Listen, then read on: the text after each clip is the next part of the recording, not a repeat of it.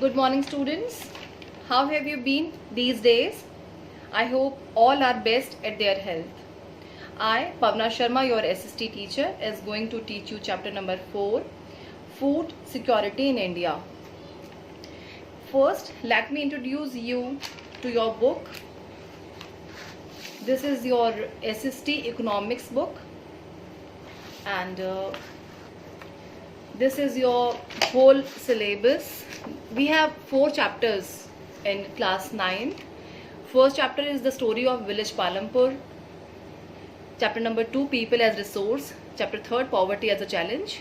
Chapter number 4, food security in India. Now we are reading chapter number 4, food security in India.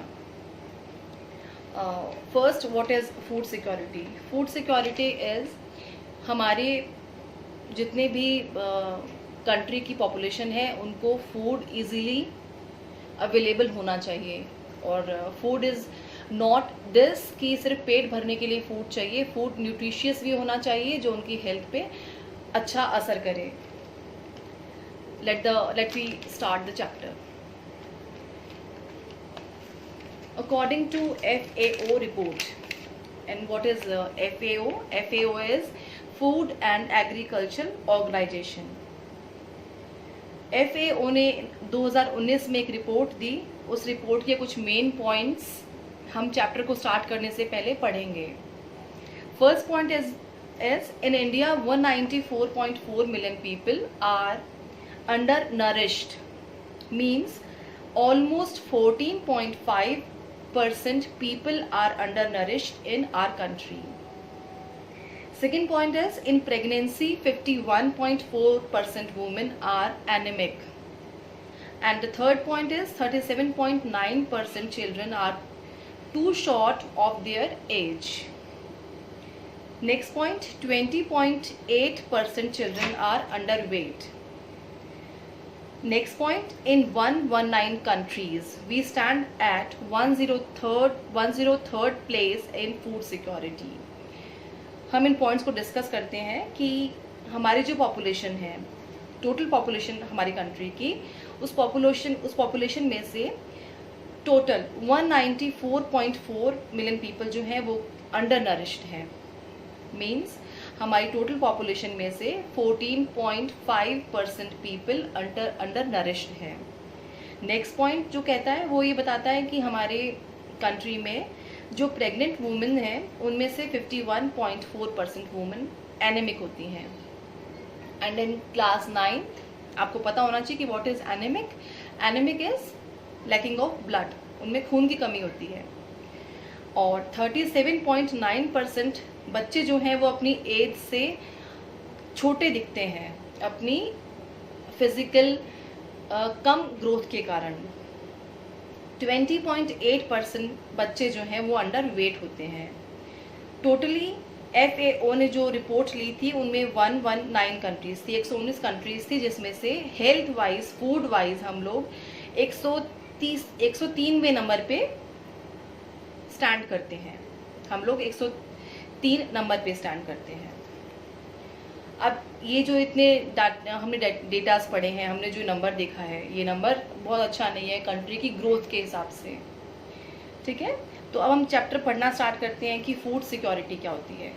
What is food security. आप page number 1 पे देखेंगे, आपका जो chapter number 4 का first page है, means page number 42. आप यहाँ देखेंगे कि what is food security. Food security ये है कि food security is meant by availability, accessibility and affordability of food to everyone at every time. Poor people are suffering more than others whenever there is a problem of production, distribution of food crops. Whenever food security is threatened, all depends on public distribution system. Means जो food security है, food security का मतलब क्या है. First, availability. Means सबको, जो हमारी Indian population है, सबको हर वक्त फूड अवेलेबल होना चाहिए. एक्सेसिबिलिटी मीन्स फूड उनकी अप्रोच में होना चाहिए. And third is affordability. That means food का प्राइस इतना होना चाहिए कि हर कोई उस फूड को अफोर्ड कर पाए। ये हम जानते हैं कि जब भी कोई प्रॉब्लम आती है, नेचुरल कैलामिटीज़ आती है या कुछ भी प्रॉब्लम आती है, तो हमेशा जो पुअर पीपल हैं वो ज़्यादा सफ़र करते हैं, क्योंकि उनको प्रोडक्शन की प्रॉब्लम आती है। जो फूड क्रॉप्स हैं उनका डिस्ट्रीब्यूशन सही तरीके से नहीं हो पाता है। जब भी फूड सिक्योरिटी की प्रॉब्लम खड़ी होती है तब हम पीडीएस सिस्टम पे डिपेंड करते हैं। पीडीएस सिस्टम क्या है वो हम चैप्टर में आगे पढ़ेंगे। Food is a vital need like air for all of us. आप चैप्टर जैसे जैसे आगे ग्रो करते हैं हम आगे पॉइंट्स डिस्कस करते जाएंगे। What is food? Food is a vital need like air for all of us. जैसे हवा पानी हमारे लिए ज़रूरी है, वैसे उन्हीं में से फूड भी हमारी वाइटल नीड है, हमारी नेसेसिटी है। But food security is something else. This is more than getting 2 square meals. Food security का मतलब ये नहीं है कि हर एक पॉपुलेशन को 2 वक्त का खाना मिलना चाहिए। फूड सिक्योरिटी 2 वक्त के खाने से कुछ ज़्यादा है, कुछ अलग है। फूड सिक्योरिटी के डायमेंशंस क्या क्या होते हैं हम पढ़ते हैं। First is availability. जैसा हमने इस पैरे में ए पॉइंट देखा था, इसी को हम डिस्कस कर रहे हैं। Availability means food production in our country, imported food, previous year stock stored in our government granaries. And next is accessibility. That means food is in reach of every person. हर किसी को food पहुंच में होना चाहिए। And third is affordability. Affordability means an individual has enough money to buy sufficient, safe and nutritious food to meet one's dietary needs. That means हमारी जो भी फूड की नीड है, जितनी भी हमारी डाइट है, हमारी फैमिली में जितने पर्सन हैं उन सब की नीड के अकॉर्डिंग हमें sufficient plus safe plus nutritious खाना मिलना चाहिए। हमारे पास में इतना पैसा होना चाहिए कि हम सफिशिएंट, सेफ और न्यूट्रिशियस फूड को खरीद पाएँ। इन शॉर्ट इन्हीं तीनों पॉइंट्स को हम रिवाइज कर रहे हैं कि enough food is available for all the persons. All person have the capacity to buy food of acceptable quality and there is no boundation on getting food. Okay, now we have read what is food security. अब हम आगे पढ़ रहे हैं कि why food security, हमें food security की जरूरत क्यों है। पेज नंबर 42 के लास्ट पैरे में आप पढ़ेंगे कि why food security. Poor section of our society are food insecure at most of the times, but persons above poverty line might also be food insecure on national disaster, natural calamity like earthquake, droughts, floods, tsunami or crop failure. At the time of crop failure or due to shortage of food, the prices goes up. On these prices, everyone is not able to buy food. If these calamities happens in widespread area or if it happen for a long time, it may cause starvation. A massive starvation might take a turn of famine. जो हमारी poor section है हमारी society के, वो generally most of the time food के लिए insecure रहते हैं। लेकिन at the time of natural disasters और कैलामिटी, जो कि क्या होती हैं, अर्थक्वेक्स आ गए, अगर ड्रॉट है, फ्लड है, सुनामी है, या फसल जो है वो ख़राब हो गई है, और जैसे प्रेजेंटली अभी कोरोना पीरियड चल रहा है, तो कोरोना में हम देख रहे हैं ना कि जो मज़दूर लोग हैं या जो सोसाइटी का पुअर सेक्शन है उसको इजीली फूड अवेलेबल नहीं हो पा रहा है। तो इस वक्त जो बिलो पॉवर्टी लाइन लोग हैं प्लस अबव पॉवर्टी लाइन लोग हैं, ये भी परेशान हो रहे हैं, है ना। हमारे पास में इवन सभी के पास में इस वक्त प्रॉब्लम है कि आगे हमारा फ्यूचर क्या रहेगा, हमारी सारी नीड्स हैं वो पूरी कैसे हो पाएंगी। तो इस वक्त कंट्री की जो फूड सिक्योरिटी है वो थ्रेटन हो जाती है, वो खतरे में आती है।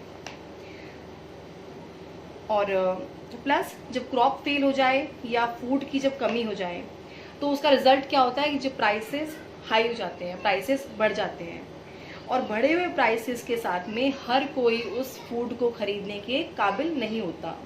अगर हमारे पास में पैसे की कमी है, पुअर सेक्शन है, तो वो उस महंगे खाने को खरीद नहीं पाएगा। अगर यही कैलामिटी जो है बहुत बड़े एरिया में फैल जाए, बहुत ज़्यादा एरिया में फैल जाए, प्लस अगर ये जो कैलामिटी है ये बहुत लंबे टाइम के लिए अगर कंटिन्यू रहे, तो इससे क्या हो जाएगा? स्टारवेशन। स्टारवेशन इज भूखमरी। स्टारवेशन फैल जाएगी, जिससे क्या होगा कि अगर स्टारवेशन बहुत लंबे टाइम तक रहेगा तो उससे क्या हो जाएगा? फेमाइन, उस कंट्री में फेमाइन आ जाएगा। What is famine? Famine is अकाल, जब लोगों को अपनी जो बेसिक नीड्स है वो भी पूरी नहीं कर पाते। Famine means widespread deaths due to starvation and epidemics caused by forced use of polluted water, decayed foods. और इसी में क्या होता है कि जब अगर फेमाइन बहुत लंबे टाइम तक रह गया तो उसे स्टारवेशन हो जाएगी। देन एपिडेमिक्स हैं, जो कि एपिडेमिक्स फैलेंगी। क्योंकि एपिडेमिक्स क्यों फैलेंगी? क्योंकि हमने जो पॉल्यूटेड वाटर को यूज़ करेंगे, प्लस जो हमारा खाना है वो भी ज़रूरी नहीं कि अच्छे लेवल का हो। Okay, now our country had the most devastating famine in 1943, Bengal. This famine killed 30 lakh people in that province. और उन लोगों में से मोस्टली कौन लोग होते हैं जो कि ज़्यादा इफेक्टेड होते हैं इन प्रॉब्लम से? Labourers, fisherman, transport workers and other casual labourers were mostly affected. जब भी कोई प्रॉब्लम आती है कंट्री में तो सबसे पहले जो पुअरेस्ट पीपल हैं वो उससे प्रभावित होते हैं। Who are food insecure? Now open the page number 44. We will read who are food insecure. Although everyone suffers from food and nutrition insecurity in India, but the most affected groups are those who are landless people. They have little or no land, plus traditional artisans, providers of traditional services, petty self-employed workers and beggars। और जो शहरी इलाका है उसमें कौन होंगे? जो कि ऐसी जगह पे काम करते हैं जहाँ पे सैलरी या तो बहुत कम है या उनका जो मार्केट है वो बहुत कम टाइम के लिए होता है, इसलिए वो पूरे साल कमाते नहीं है पैसा।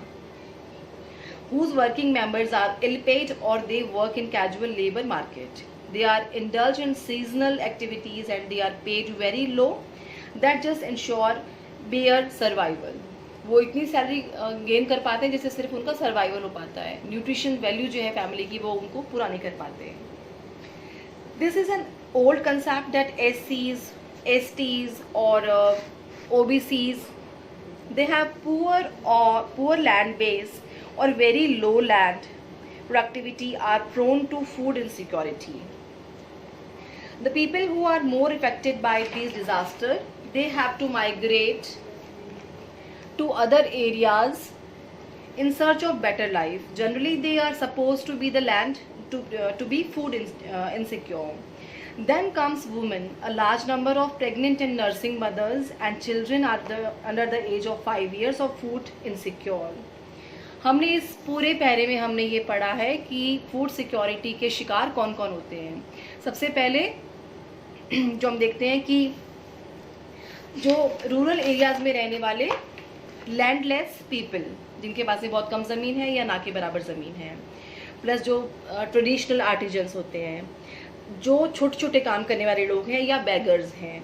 अर्बन एरियाज़ में कौन होते हैं? जो कि ऐसी जगह पे काम करते हैं जिनको जहाँ पे सैलरी बहुत कम है या बहुत कम उनको सैलरी मिल पाती है, जिससे कि अपनी परिवार का वो बेसिक नीड्स पूरी कर पाते हैं, जो उनकी न्यूट्रिशियस वैल्यू है वो उसको पूरा नहीं कर पाते। इसके अलावा या SC STs हैं, OBCs हैं और वुमेन हैं। हमारे यहाँ पे वुमेन को जो इनका लार्ज नंबर है प्रेग्नेंट वुमेन का, नर्सिंग मदर्स का, और जो बच्चे हैं 5 साल से छोटे वो अंडर नरिश्ड रहते हैं। हमने इनकी डाटाज आगे हमने चैप्टर को स्टार्ट करने से पहले डाटाज पढ़े थे कि जो वो प्रेग्नेंट वुमेन है जनरली एनेमिक होती हैं, बच्चे हैं वो इनकी इतनी फिजिकल ग्रोथ नहीं कर पाते जितना कि उनको ज़रूरत है, वो अपनी एज से छोटे दिखते हैं। चैप्टर के आगे वाले पार्ट में हम ये पढ़ेंगे कि ये जो फूड इनसिक्योर पीपल हैं जनरली कहाँ मिलते हैं हमें, और हमारी गवर्नमेंट ने इन प्रॉब्लम्स को दूर करने के लिए क्या क्या किया है। अब हमने इस चैप्टर को स्टार्ट से लेके अभी हमने पेज नंबर 45 तक हम पहुँचे हैं। हम इसको एक बार एक शॉर्टली देखेंगे। हमने फर्स्टली ये पढ़ा कि what is food security. Food security क्या होती है? Food security is availability of food, accessibility of food and affordability of food. Why and now why food security? Food security की ज़रूरत क्यों है? क्योंकि जब भी कोई प्रॉब्लम आती है तो हमारे जो गरीब समाज का जो गरीब हिस्सा है वो फूड सिक्योरिटी उनको नहीं मिल पाती। तो उनको मिल पाए इसलिए हमें ज़रूरत पड़ेगी पहले इसको पढ़ने की कि फूड सिक्योरिटी की ज़रूरत क्यों है हमें। यहाँ पढ़ते हैं कि बंगाल में 1943 में फेमाइन थी जिससे कि करीब उस एरिया के 30 लाख लोग शिकार हुए थे इसके। आगे हु आर फूड इनसिक्योर, हमारी सोसाइटी का ऐसा कौन सा सेक्शन है जो कि फूड इनसिक्योर है। अब 45 नंबर पेज तक जो हमने पढ़ा है इस पे बेस्ड कुछ क्वेश्चंस हैं, वो आप आई होप कि इस चैप्टर को पढ़ने के बाद में उन क्वेश्चंस को करेंगे। First is how is food security ensured in India? Second question is which are the people more prone to food insecurity? ये दो क्वेश्चन हम अभी तक कवर कर पाए हैं। इस चैप्टर को हम दो पार्ट्स में डिवाइड करेंगे। फर्स्ट पार्ट हमने पढ़ लिया है और जो सेकंड पार्ट है उसको हम नेक्स्ट वीडियो में पढ़ेंगे।